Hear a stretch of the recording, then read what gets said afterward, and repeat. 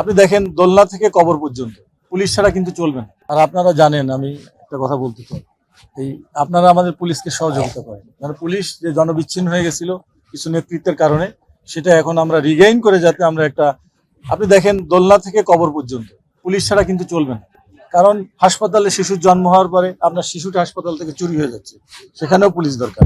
আবার গ্রেভিয়ার্ডে কবরস্থানে কবর দিতে যাবেন, সেখানেও আপনার কঙ্কাল চুরি হয়ে যাবে, লাশ চুরি হয়ে যাবে, সেখানেও পুলিশের দরকার। সুতরাং পুলিশ ছাড়া এই সমাজ চলবে না। একটি কার্যকরী, শান্তিপূর্ণ, উন্নয়নমূলক এবং সভ্য দেশ গঠনের জন্য পুলিশের ভূমিকা গুরুত্বপূর্ণ। আপনারা পুলিশকে সহযোগিতা করেন এবং আমরা সেই ফ্যাসিস্ট যুগের পুলিশে যাতে বাংলাদেশে না থাকে সেটার জন্য কাজ করছি। মাননীয় প্রধানমন্ত্রী অগ্রাধিকার ভিত্তিতে এই নির্দেশনা দিয়েছেন যে বাংলাদেশ পুলিশ হবে একদম সৎ, মানবিক পুলিশ এবং জনগণের বন্ধু। ধন্যবাদ। ইতিমধ্যে হাইওয়ে পুলিশ, জেলা পুলিশ এবং অন্যান্য সংস্থা, পুলিশের অন্যান্য সংস্থাকে বলা হয়েছে যে ট্রাফিক পুলিশের পাশাপাশি তারা দায়িত্ব পালন করবে এবং সড়কে যাতে অনাকাঙ্ক্ষিত কোনো গাড়ি অতিরিক্ত সময় দাঁড়িয়ে থেকে ট্রাফিক কনজেশন তৈরি না করে সেই ব্যাপারে আমি নির্দেশনা দিয়েছি পুলিশ হেডকোয়ার্টার থেকে সকল ইউনিটকে।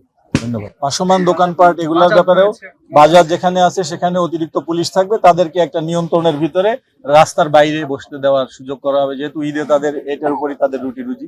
সুতরাং এ ব্যাপারে আমরা কনসার্ন এবং তাদেরও যেন কোনো ক্ষতি না হয়, ঈদের আগে তারাও যেন স্বাচ্ছন্দ্য ঈদ করতে পারে।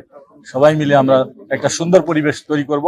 এই জন্য আপনাদের সাংবাদিক সমাজের প্রতি আমি অনুরোধ জানাবো, আপনারাও এই ব্যাপারে আমাদেরকে সহযোগিতা অতিরিক্ত আরেকটা